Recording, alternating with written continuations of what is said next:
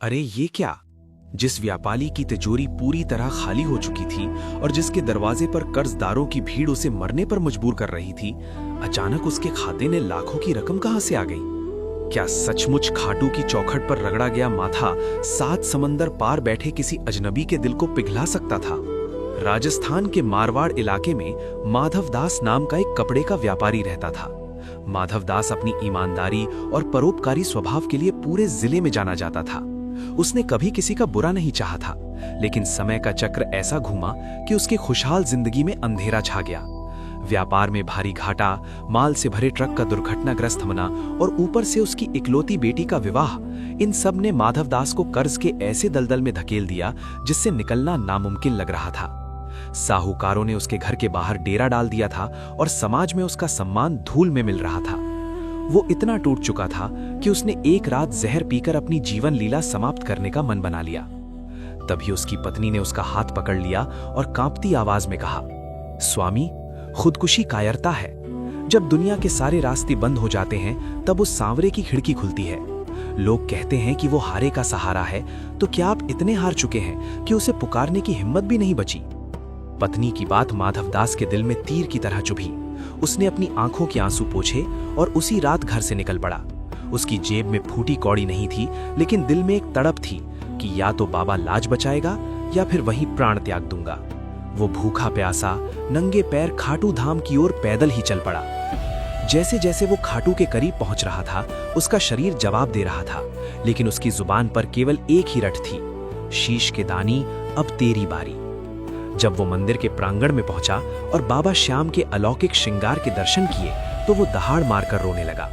उसने ना तो धन मांगा ना वैभव। उसने बस बाबा की प्रतिमा की आंखों में देखते हुए कहा, बाबा, मैंने कभी किसी का बुरा नहीं किया, फिर मेरा परिवार सड़कों पर क्यों आ गया?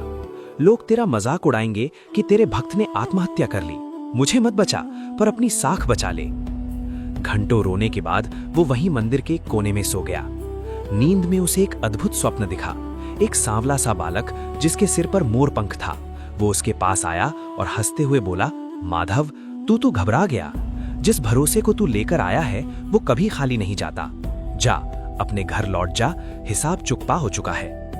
माधवदास की आंखें खुली तो वहां कोई नहीं था। उसे लगा कि शायद ये उसके मन का भ्रम है, लेकिन उसके मन में एक नई ऊर्जा का संचार हो चुका था। वो वापस अपने गांव लौटा। जैसे ही उसने गांव की सीमा में कदम रखा, उसे साहूकार मिला। माधवदास ने डरते हुए नजरें झुका ली, लेकिन साहूकार दौड़कर उसके पैर पकड़ लिए। साहूकार रोते हुए बोला, माधवदास जी, मुझे माफ कर दीजिए। कल शाम एक नीला घोड़ा सवार युवक मेरे पास आया था। उसने अपना नाम श्याम सिंह बताया और कहा कि वो आपका मुनीम है। उसने ब्याज समेत आपका सारा कर्ज चुका दिया और ये रसीद मुझे थमा दी। उसने ये भी कहा कि अब आप उसके साझेदार हैं। माधवदास सन्न रह गया। उसका कोई मुनीम नहीं था और ना ही कोई श्याम सिंह। वो भागता हुआ अपने घर पहुंचा तो देखा कि उसकी बेटी के विवाह के लिए घर में गहने, कपड़े और धन के ढेर लगे हुए थे। उसकी पत्नी ने बताया कि सुबह एक अनजान व्यक्ति ये सब छोड़कर गया है और कह गया कि ये उसके बड़े भाई की तरफ से भेंट है। माधवदास समझ गया कि जिसे वो पत्थर की मूरत समझ रहा था, वो तो साक्षात उसके साथ चल रहा था। उसकी आंखों से खुशी के आंसू बहने लगे। उसने अपनी सारी संपत्ति का आधा हिस्सा गरीबों और दीन दुखियों की सेवा में लगा दिया। आज भी खाटू जाने वाले भक्त माधवदास की इस कहानी को सुनकर भावुक हो जाते हैं। ये कहानी केवल एक व्यक्ति की नहीं, बल्कि उस अटूट विश्वास की है जो कहता है कि जब तक खाटू वाला बैठा है, उसका भक्त कभी अनाथ नहीं हो सकता। दुनिया चाहे लाख ठुकरा दे, लेकिन जब इंसान पूरी तरह हार जाता है तो श्याम बाबा उसे गले लगा लेते हैं। खाटू श्याम बाबा की ये लीला हमें सिखाती है कि धीरज और अटूट विश्वास ही सबसे बड़ी पूंजी है। वे केवल धन नहीं देते, बल्कि भक्त का खोया हुआ सम्मान और जीने की राह भी वापस लौटाते हैं।